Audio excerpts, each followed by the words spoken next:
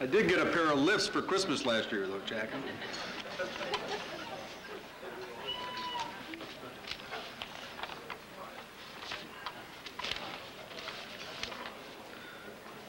One thing that Jack Hines did not mention about Father Pylon, or can I call you Jim, or is that okay?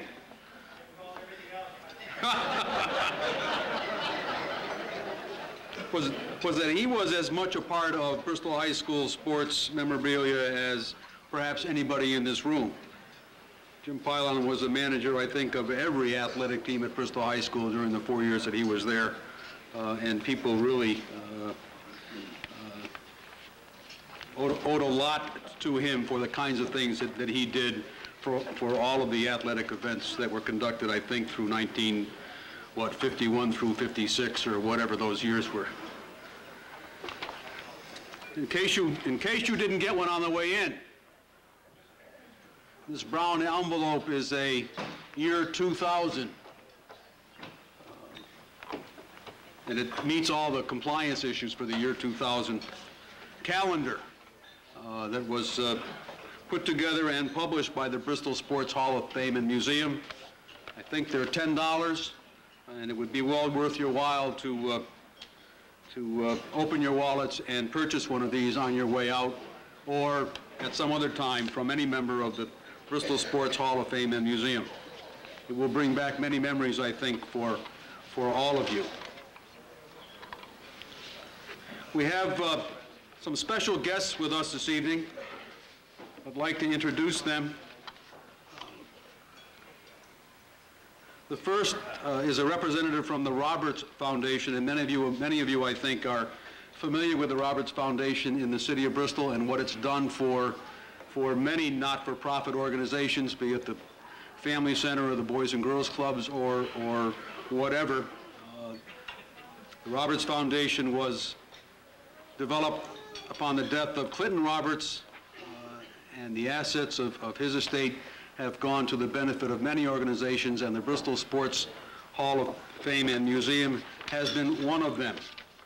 And representing the Roberts Foundation this evening is Ellen Roberts Ferrier, sitting way back in the corner, and we welcome her here this evening.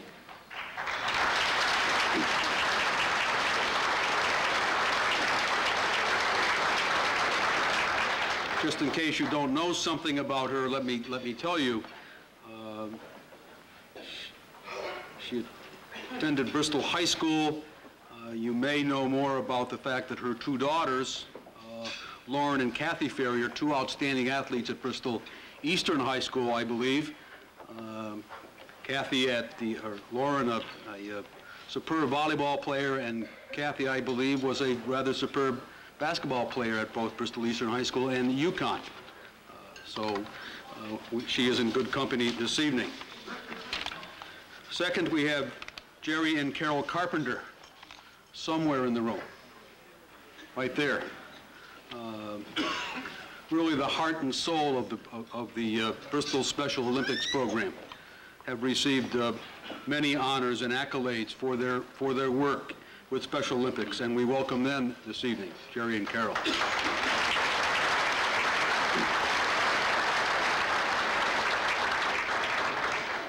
And thirdly, perhaps someone who's not as well known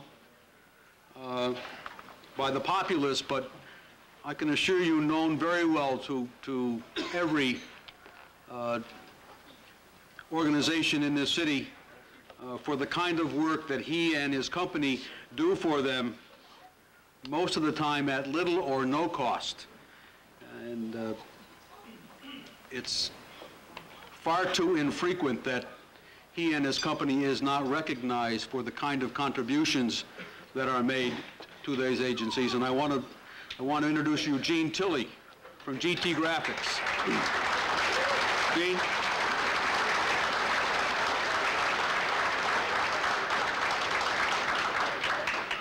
Who donates his printing expertise from many of the organizations that I'm involved with, be it United Way or the Boys and Girls Clubs or the Family Center or Bristol Sports Hall of Fame and Museum. Thank you, Gene, very much for all of the contributions that you do for us. I'd like to also call to your attention some of the previous recipients who are with us this evening. And if you can stand and we hold our applause, please, until they're all standing. Butch Brzezicki, Tom Monahan, Gary Palladino, Debbie James, Doc Gilhooly,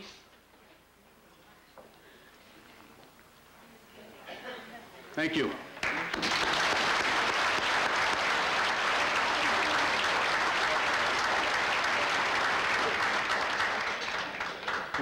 We also are always privileged to have in our presence John Leone, the Executive Director of the Bristol Chamber of Commerce, and we have Rich Coppola with us from Fox 61 News.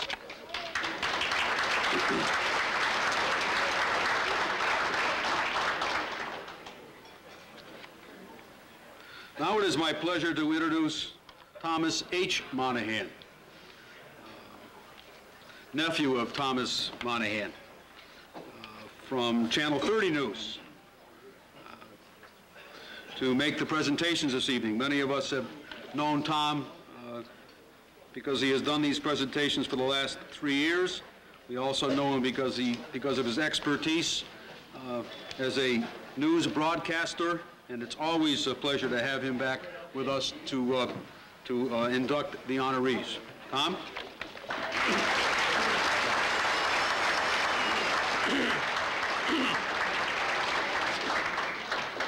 Not a bad quarterback and point guard to boot. No. Not a bad one. I didn't say. You didn't say a good one. I noticed that. Whoa! As soon as I get up here, they leave. Come on, Tom. Yeah, moving along. Fathers Pylon, McDonald, Redmond, Dudzinski, and Bates. It's certainly a pleasure to be here tonight. I know one guy who certainly deserves to be in this Hall of Fame, and that's the late George Scott. He had the good sense to pass on me when I was traded in Little League from the Red Sox to the Cardinals. He had a shot at me and very wisely passed. So that's the kind of decision-making that is required to get into the Bristol Hall of Fame. It's certainly a great pleasure for me to again have the opportunity to welcome so many people here tonight, and also to be able to take part in a program that honors people who have done so much in a wide variety of ways for sports in the city of Bristol. We have 9 inductees tonight, and we'll get right to it. No real special order here. It's just a case of the way they fell, and we'll have them come up and get their awards. You can get a good look at some of the outstanding people in Bristol sports over the past 50, 60 years. He first made headlines playing basketball for St. Stan's School as a member of the class of 1950. He went on to star in the sport as an all-state pick, playing for Bristol High.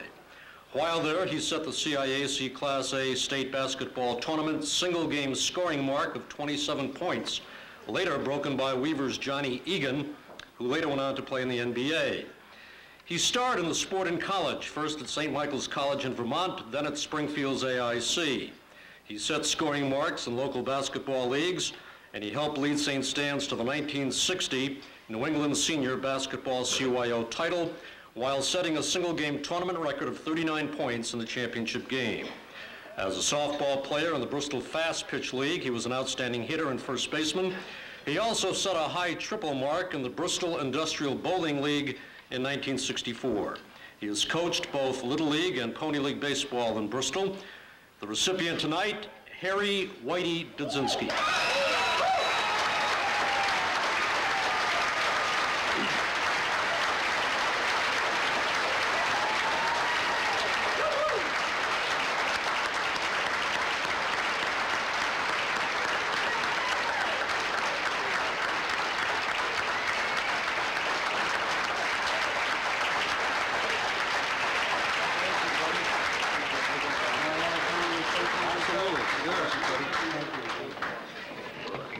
Took 50 years. I didn't know if when Tom Monahan was speaking, I know it was Big Tom or Little Tom, but it's Little Tom. One with hair. And I have a very short speech, and I'd like to start it off. On behalf of myself, my family, relatives, and friends who have joined me tonight for the induction into the Hall of Fame, I would like to thank the committee for the special honor My philosophy is that all players are created equal. My goal was to be one shot better than the rest, and if I could not outplay my opponents, I would out-hustle them. And the person that I was probably the closest to me was, that amplified this was Gary Palladino. I grew up on Jacob Street across from Rocco Park. Are we going to have a pool or aren't we going to have a pool? At the age of 12, I had the privilege of playing basketball against some of the older boys at the old summer house on Rocco Park. I'd like to mention a few athletes who lived on my block and carried the sport legacy for Bristol. Eddie McHugh, Teddy Brennan, Armin and Ronnie Chenier, John Shalowski, Fred and Bob Raffanello, Adam Gasky, and Henry Kuchar. The only reason I was able to play is that I used to own the basketball. I have to blow my nose because I'm getting a little emotional.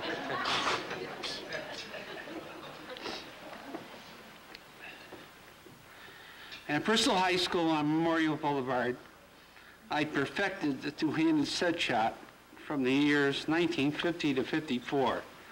In 1955, I attended St. Michael's College, where the one-handed jump shot began. I practiced this shot at the local park departments in the summer and the winter, wherever, learning the different fakes, which I could out-fake someone and get a clear shot, perfecting my rhythm and gaining confidence in my shot. I never shot a two-handed set shot again. In 1956, I transferred to AIC in Springfield thanks to John Fontana because I wasn't too happy at St. Michael's. And that's when the one-handed jump shot came into being. I scored most of my points coming from the three-point line, which at that time did not exist. It was really unbelievable because they were long shots, and I was pretty consistent on making them. Today, you'd get 3 points, and it would be really great. I played against Tommy Heinsohn and Lenny Wilkins, both of who played in the NBA. In addition, I played against UConn, and I graduated in 1958. Excuse me. In conclusion, I would like to congratulate the other nominees. Again, I thank the committee and those in attendance. Thank you very much.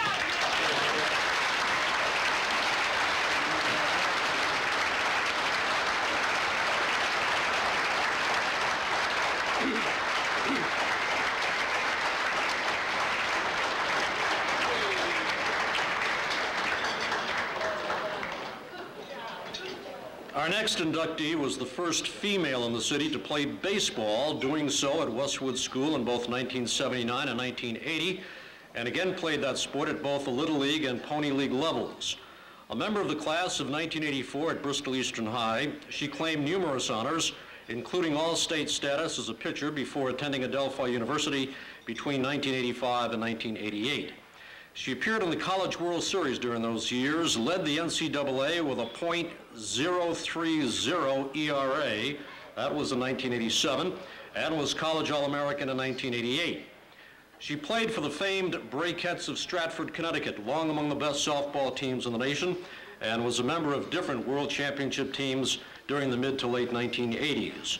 She was named Best Defensive Player by the American Softball Association in 1989, and her record of 11 straight hits in the national tournament was recorded by the Softball Hall of Fame in Oklahoma City. Tonight's inductee, Kristen Peterson Blandino.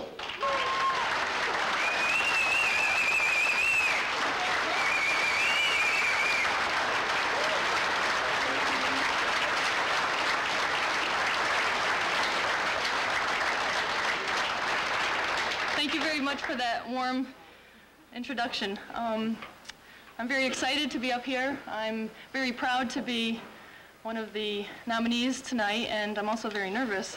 I often thought about what I wanted to say tonight, and my 6-year-old daughter said, "Mom, just go up there and say, thanks, the Hall of Fame is good, and that's it." Although I have to agree with her, the Hall of Fame is very good, but I have to elaborate just a little bit more. Growing up in Bristol, I took part in a lot of the Bristol sports programs that they had to offer. Having 3 older brothers, it just seemed like the natural thing to do.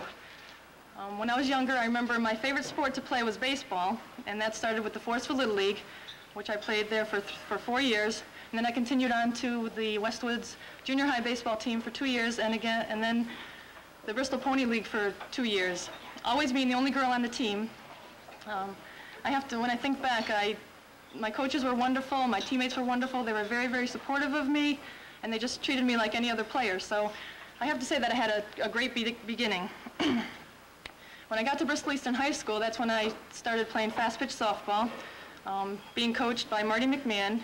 He had taught me how to pitch, and I did well enough to earn state awards, as well as a 4-year scholarship to Adelphi University, where I did play softball and also participated in 2 College World Series. So I do have much to thank Marty McMahon for. It was also Coach McMahon who suggested and encouraged that I try out for the national champion women's major fast pitch team, the Raybestos Breakettes, located in Stratford, Connecticut. I remember I tried out for them in my senior year of high school. I went down to an early morning Saturday practice, and by the end of the practice I had learned that I had made the team, and I was to be ready that next Friday, to be ready to get to the field and catch a flight out to Oklahoma City to play in an exhibition game against Chinese Taipei. So being the rookie of the team, that was a big thrill for me. I played 7 years with the Breakettes, and my summers usually consisted of 110 games, all doubleheaders, and during those 7 years, we won 3 national titles, 3 international cup championships, 3 sports festival championships, and also 3 world titles. Ralph Raymond was a great coach. He later went on to coach the United States softball team to an Olympic gold medal in Atlanta in 1996. Competing as a Breakette gave me the opportunity to travel much of the country and overseas as well, from Amsterdam, Holland to Auckland, New Zealand, playing against teams from Japan to Zimbabwe. As you can tell, I've had a great ride with the sport of softball. Through my busy schedules, my dedication, and many, many hours on the softball field, it's been a wonderful experience for me. I would now like to thank my mom and dad and my 3 older brothers and all my friends and all my many, many coaches and teammates who have encouraged me and supported me along the way. I will now encourage my own 3 children to participate in the many sports programs that Bristol has to offer. It's just really, really hard for me to believe that I can be up here receiving such an honor for something that I love to do so much and for something that came so naturally to me. I would like to thank the Hall of Fame Committee for this wonderful honor tonight and for all their very hard work that they have done in preparing for this special night. Bristol has a very rich sports history, and I feel very fortunate to be to have been brought up in Bristol with its many sports opportunities. I think we should all feel very fortunate to have these dedicated, civic-minded people of the community leading the way in preserving our local sports heritage in the Bristol Sports Hall of Fame and Museum. They're doing a heck of a job, and I would also like to congratulate the others who are being honored here tonight for their individual accomplishments. Once again, thank you.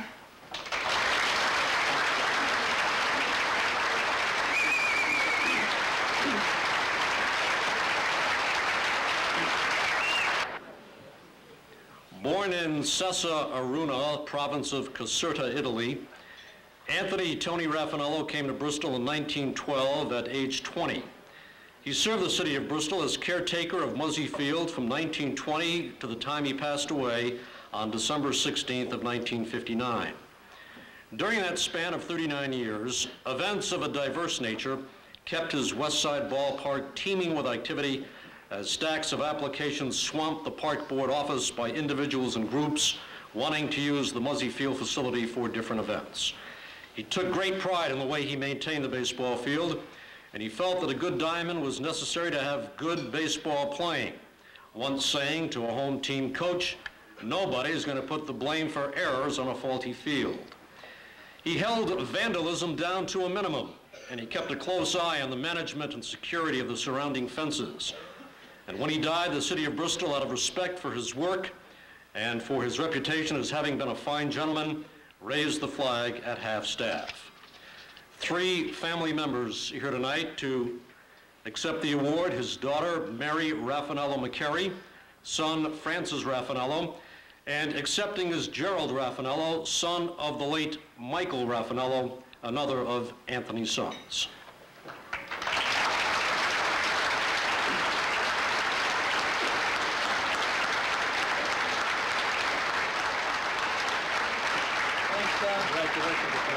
Thanks, John. I'm really honored to be representing the family tonight. I'd like my mom, my Aunt Mary, and my Uncle Fran to stand up and be recognized.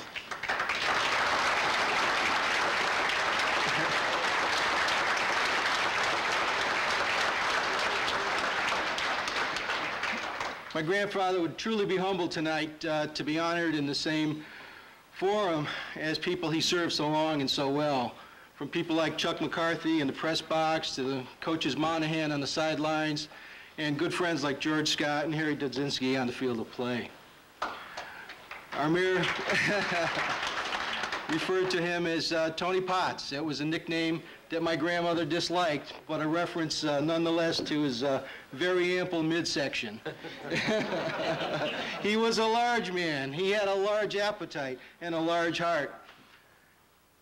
He wore large hats, large ties. He drove large cars. And if he were here tonight, he would extend a very large thank you to all the members of the selection committee. Some of you may wonder how a young Italian immigrant was entrusted with the care of 60,000 patrons a year when Muzzy Field was operating at its peak. And all he had to work with was an uncluttered desk in that office under the stands and a little rotary phone. There were no PCs back then, no big schedulers or anything to work with. But let me just review a few of his qualifications. Tom mentioned he was from Cesarunga in Caserta, Italy. He was born a farmer, so he came here with a natural love for the soil. And he tended to Muzzy Field just as well as he nurtured our garden in the family plot across the street. He loved food and to be around food, so who better to manage the concession stands at Muzzy Field and Rockwell Park? He was a great recruiter and a teacher. As soon as any of us could see over the counter, he'd teach us to make change and put us to work in the concession stands. And it's small wonder that every one of his children and grandchildren have gone on to spend some portion of their career in the food business or in public service. He was a good manager. He had his grounds crew at the ready every day. He'd greet them with a cheerful, good afternoon, gentlemen, before he'd ask them who broke the damn window, because he knew everything that went on in that park, and he took care of it as best he could. He was generous with his advice. Coach Monahan, I'm sure, remembers some of the Monday morning phone calls when he asked about his ham and eggers that he put on the field, because no matter how good or how bad a team he fielded, there were always ham and eggers to Gramps. He carried a badge, and he was not afraid to exercise his authority. The Honorable Mayor and the rest of us who tried to sneak under the fence often felt the tip of his boot, and he wasn't afraid to use it. And he did all of this, with a great sense of humor. And whether it was working with family or friends or business associates, he combined that good humor with his limited but colorful vocabulary to accomplish his goals and make us all feel good, as we feel good tonight. So I want to say one more time on his behalf, tanto grazie per tutti amici. Thank you to all my friends. Great job.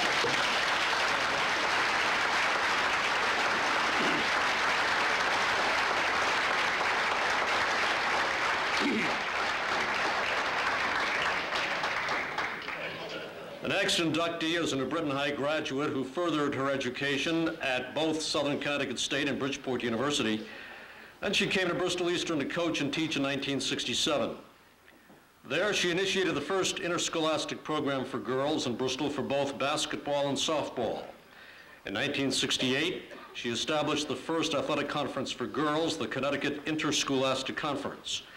She coached basketball and softball at Eastern and won 8 league titles in 11 years in basketball and 5 titles in 10 seasons in softball.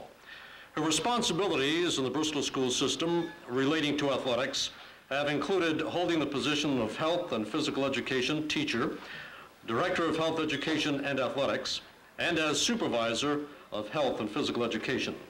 A founding member of the Bristol Sports Hall of Fame and Museum Board of Directors, she's been honored at the local, state, and national levels for her work in athletics and education.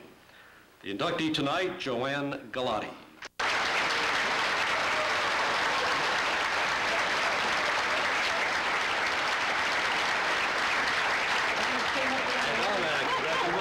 Jump up the other way. I almost did. Thank you, Jen. Thank you.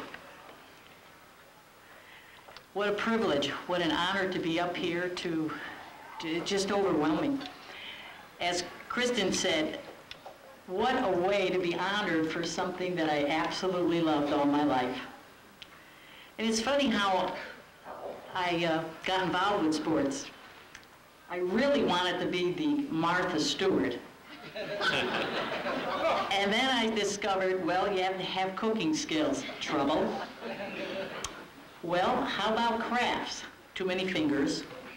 And creativity. So I said, well, I love to run, jump, shoot, and play. So that's what I did. And I did it because, again, I loved it. And as we have heard all the other inductees and sport personnel who've been involved in all kinds of activities, what a way to go. You meet your best friends, sports, really the lessons in life, nothing like it. And besides, if you really did a bad job, you get to play again, so the lesson always improved. So you really had some great times. To be a part of the sport culture is magnificent. I think back, and first of all, I have to say to Tom Monahan, thank you for hiring me, Tom. It was funny, I was a New Britain kid and applying for a job in Bristol, and he says, well, we're looking for a physical education teacher at Bristol Eastern. And I said, I would love that, but can we have women's sports? And of course, Tom, I don't think, had any idea when he started. He says, oh, sure. No problem. Of course, he never backed it up with money. You know, I remember that, Tom. We had to buy our uniforms. We scrambled around. And Bristol Press, whew, you never reported women's sports. I mean, really, it was unbelievable. And we did fight, and we did hustle, and we did scamper around. But I think about the evolution of sports. Many of the teams, when we started out, we played in our little pantaloons, because you had to wear skirts.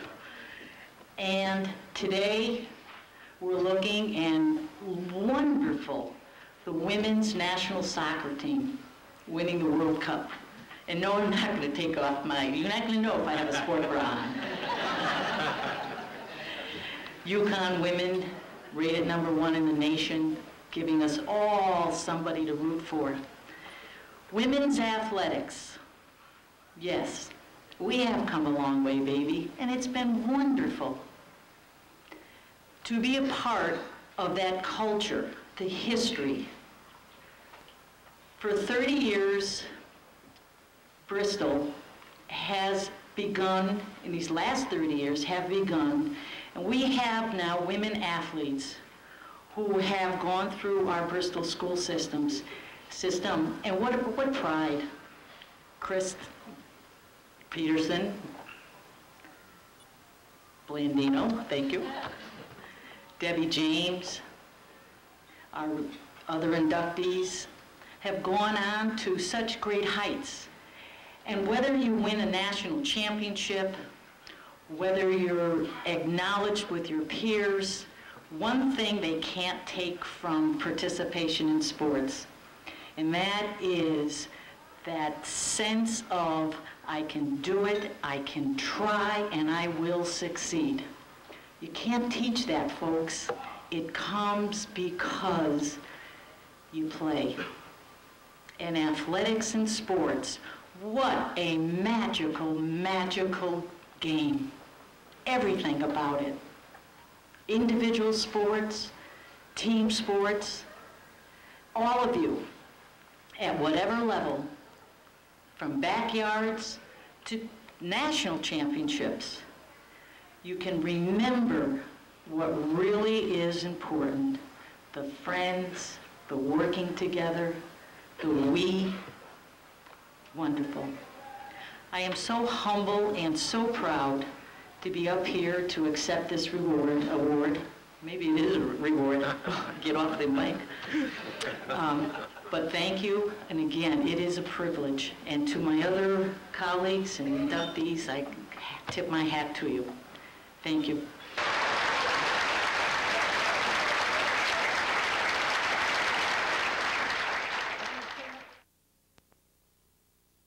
Oldest active player. While playing for New Departure, he was described as one of the state's best in patrolling the outfield. After his playing career was finished, he coached and managed.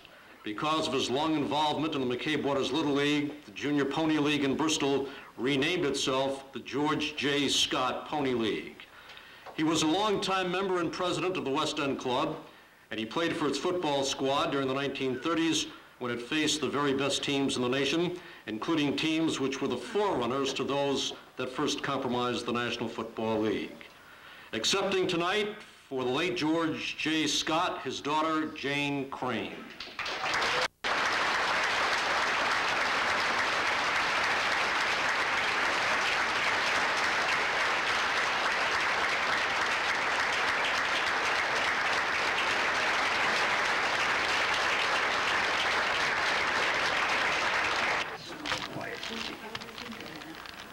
On behalf of my family, I would like to thank the Bristol Sports Hall of Fame for honoring my father. He loved baseball and he loved Bristol. And I know he will be very happy that this honor was bestowed on him. Thank you.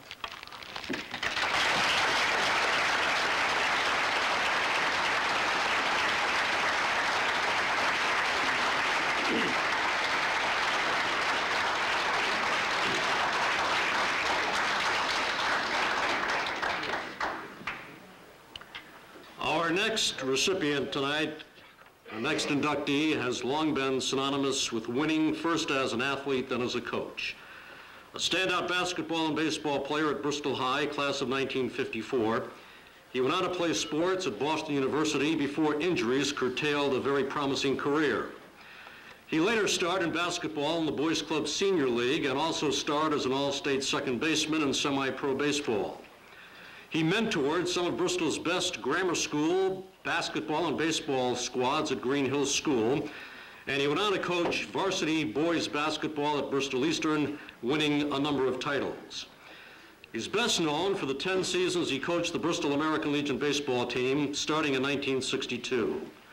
During that span, this gentleman, who had been a player on successive state championship Legion teams between 1951 and 1953, coached the Post 2 squad to Zone 1 titles in all but 1 year while capturing 3 Connecticut championships. The inductee tonight, James Jimmy Bates.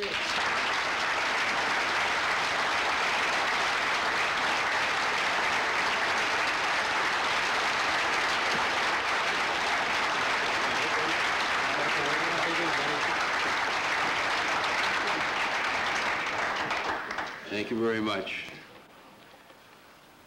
I have to mention a few names, and hopefully these names will be recognized, of people who were very important in my life. One of them was a man that many of the older men in here will remember, worked at Superior Electric, a man by Wally Sandstrom. When I was a junior in high school, Wally Sandstrom started talking to me about college, and he took the time to drive Jimmy Tracy and myself to Wesleyan. Wally was a graduate of Wesleyan, and try to get us interested in that.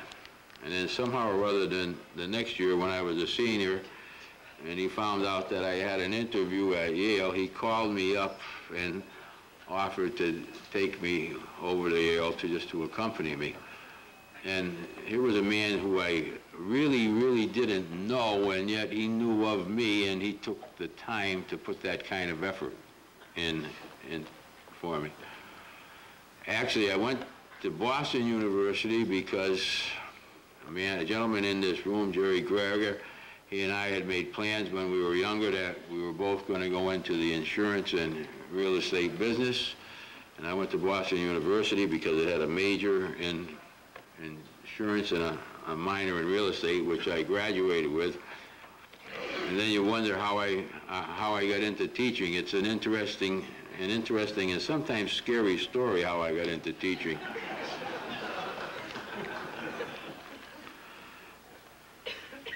But the best thing that ever happened to me was going to Boston University because of two coaches that I had there, and the fundamentals that they taught, the way that they coached, the things that they did to make their players better were things that I carried on as I went on. The first one, and my baseball coach, was a man by the name of Harry Cleverly. And Harry Cleverly was more noted as a hockey coach. And he expected his baseball players to be like hockey players. I mean, you know, hockey player, you get hit in the face with a puck and you spit your teeth out when you go back and you play. Well, the baseball hit you in the face and you spit your teeth out and you didn't look for any sympathy. You just kept right on playing.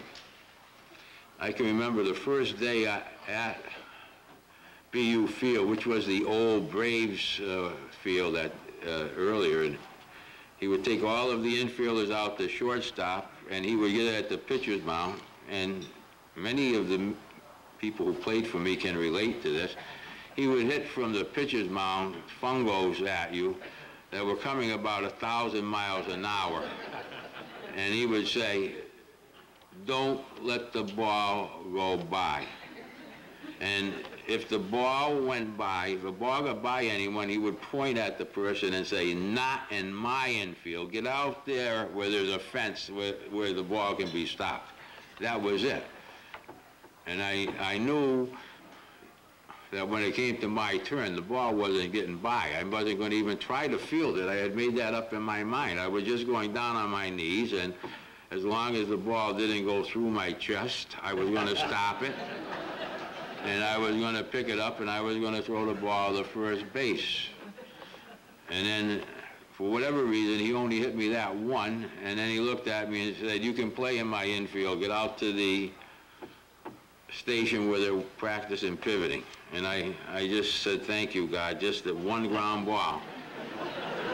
I'll tell you something, I did the same thing with my infielders. I would hit them from the pitcher's mound, and I made a lot of good outfielders for this city.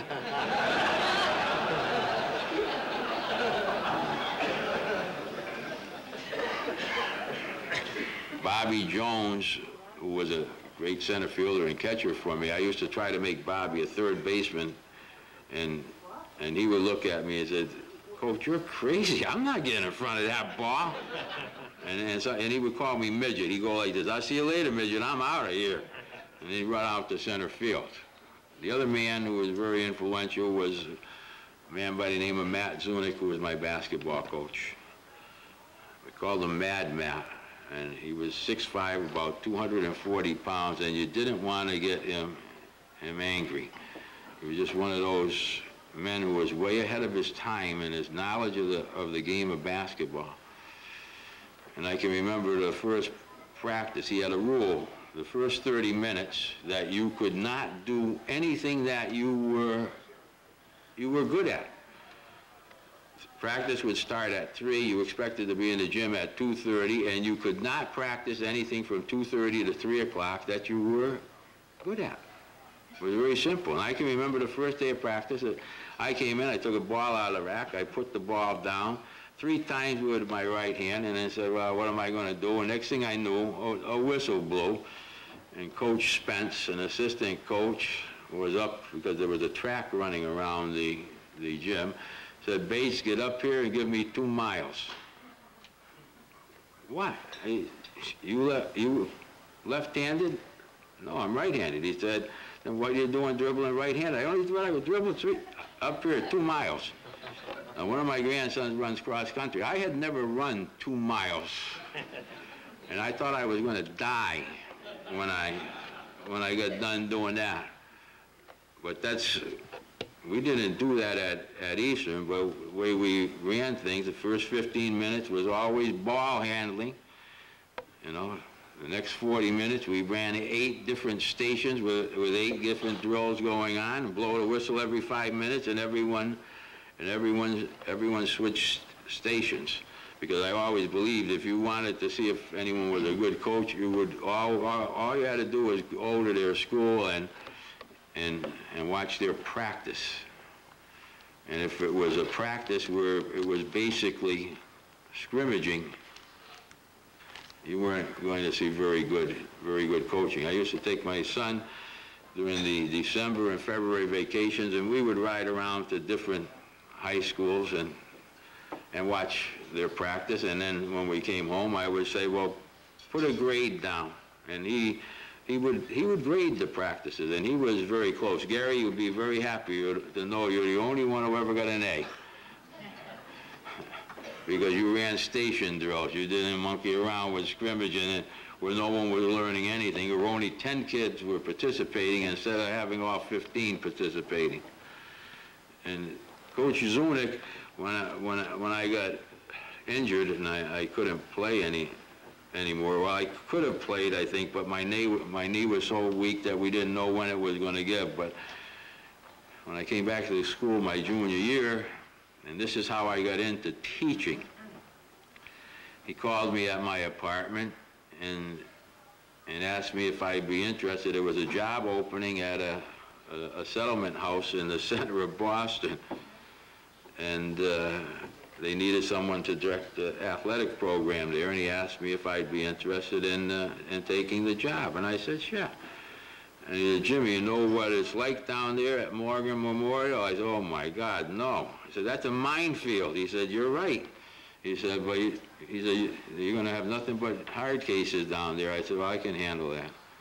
And I went down there, and I had hard cases down there. My kids didn't go to school, and no matter what time I got there, they would be sitting there. I would say out of the 10 kids that eventually I had playing basketball with me all over Massachusetts, you know, they might have averaged 50 days a year in school. But they were great players. One night I came out and they were standing around my little sports car, and I said, what's up? And they moved away, and one of my hubcaps is gone. And I immediately threw a fit. And they looked, and they said, we don't know who took it. Well, about 2 weeks later, I walk out, and it's the same situation. They're all around my car. And then they move away, and I look, and I had brand new hubcaps. 4 brand new hubcaps. They had taken my other 3 and sold them somewhere, and borrowed 4 beautiful hubcaps from someplace else and put them on my car. For, I would say it was a good 2 or 3 months, and my wife would not drive that car because she was firmly convinced that she was going to get stopped by a cop somewhere. But I had beautiful, beautiful hubcaps, I'll tell you. But Coach Zunick, the first introduction to him is he asked where we were from, and I said Connecticut. And he said, home of the 2-1-2 zone. He said, well, there was a man by the name of Mario Satilli who was from Weaver, and Nate Copel from New Britain. He said, well, the one thing I know the 3 of you can do, you can guard wood in the floor and the air around it, but I don't know if you can play basketball. He said, but we'll find out, he said, because you three guys will go into the cage every day. The cage was a little gym, which was very narrow, and banging people off the walls. And he put 3 New Jersey kids and 3 New York kids in against us. He said, now you'll learn how to play basketball. You're not going to be guarding wood in a floor or guarding the air around you. You're going to be guarding people. And Coach Spence came in with his pad, which automatically meant that you were going to end up running a few miles. And the rule was, if he beat you to your strong side, you got a check. A check was a quarter of a mile. If you fouled him, it was an eighth of a mile. If the foul you laid on the guy was a real good, hard one, there was no check. That's the way the man was. In other words, you didn't get punished if you fouled the guy real hard. Well, you can imagine what it's like now. People are coming in and you're bouncing everyone off of walls. But this is the way he believed. Last February 13th, we met in Boston because the players from his teams from 55 through 59, they wanted a new varsity locker room, and they needed $50,000, and we put together over $60,000 to dedicate a locker room to the man. And I can remember trying to run an offense, and a seam was open, but it was cross court. And he said, well, how come you're not making that pass? I said, it's cross court. You don't throw cross court passes. He said, only stupid people don't throw cross court passes. Why throw 2 passes when you only have to throw 1? I can remember Mikey G almost having a heart attack when I was encouraging them to throw cross court passes. And it's amazing. The announcers today talk about diagonal passes and skip passes. Now visualize this. What is a diagonal pass? It's a cross-court pass. And what is a skip pass? You don't pass to this guy, you pass to that guy. It's a cross-court pass. I mean, Matt Zunick was doing those things 40 years before these people say it. And why do the announcers say diagonal and skip passes? Because they don't want to get 1,000 telephone calls and email saying, telling them you're not supposed to throw cross-court passes. He was a man who was far ahead of his time. And the importance of those 2 men to me was that they taught me not only about the game and how to play the game, but they taught me how people were supposed to be coached. And that fundamentals were the basics to all success. I have so many former players that are here, and I think my players know how much I love them, and they also know how much that I respect them. I'm going to just close by telling a couple of things. The dumbest thing I ever did. My wife is pulling out the list now. I think she brought a roll of toilet paper with her and wrote all of these things down. We were having our pictures taken at Muzzy Field. And 2 of my players were late for the picture taking, so when we got back in the dugout, I immediately sent them home. Now you have to realize we had 2 games left in the season and we were tied for first place with West Hartford, and I'm sending 2 people home. And as they left, I just realized, now you're in trouble. You just sent your 2 catchers home and you don't have a catcher. It's a difficult game, you see, when you don't have a catcher. So now I go around and I said, who has ever caught here before? And Johnny Bukowski, who was a fireman in Bristol, raised his hand and said, Mr. Bates, I caught 1 inning or a couple innings when I was in Little League. I said, you're the catcher, John. And now I said to myself, now should I change my pitchers? I had Henry Tchaikovsky, who had a tremendous curveball that fell right off a table, and Rich Gerard, whose curveball was a little flatter. But anyway, I went with my original intention, and we won the game. The most unusual thing I ever did, and I did only because I felt we couldn't beat West Hartford. West Hartford had beaten us 3 times, and I decided we had to throw a little change of pace in there to perhaps beat them. And so instead of getting there early like we usually did, I held up the bus and I wouldn't go for batting practice. And then when we got to West Hartford, I had made up my mind that there are number 1 and 2 hitters who were real pains, who would hit line drives, ground balls, and they'd get on and they'd steal bases on you. That against them I was going to play only 2 outfielders, and I was going to play an extra infielder. So I had a third baseman, I had a shortstop, and I had a guy that was playing 1 step to the shortstop side, a second baseman. I only had 2 outfielders. So now these kids are coming up and they're looking out and they're seeing wide open spaces in the outfield, and so they're trying to jack home runs. Beautiful. That's just what I wanted them to do. And when their 3, 4, and 5 hitters came up, I played 4 outfielders. And I had Jimmy Ziogas was all by himself on the right side against the right-handed hitters. And the amazing thing, now these guys who were tremendous hitters and were home run hitters, now all of a sudden they're trying to hit ground balls through the hole. Good, I'll give them a single every time. But anyway, one of the shots, Eddie Smith ran down about 420 feet into left center. But the only reason he ever got to it is all he had to do was just keep backpedaling until the ball came down. But these were little things. Sometimes you have to give your team a chance to win.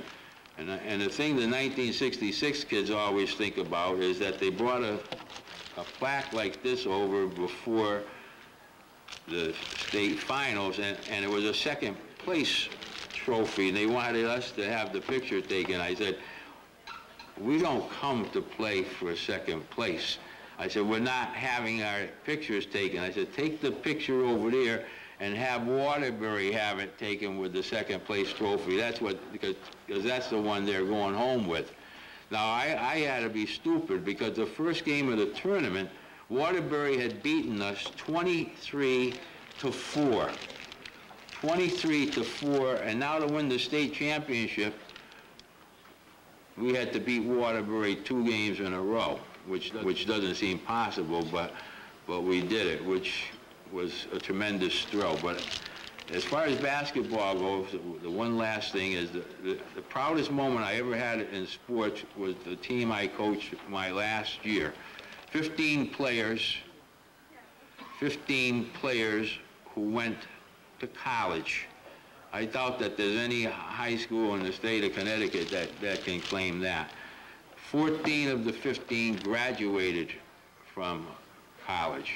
The one who didn't graduate from college is the one I worked the hardest to get into college, into the college that he wanted, a fine school up in New York, Ithaca. And one day when my son was coaching freshman basketball at Eastern, I walked into the school to watch the freshman game, and this kid was walking out of the gym, and he took a look to his left, and he saw me walking into the building, and the next thing I knew, he was 100 yards down the hallway. I guess he knew what I was thinking about doing, and he got out of there in time. To my former players, to my grandchildren, try to be the best that you can be. That doesn't mean you have to be the best, but it does mean you have to try to be the best. Thank you.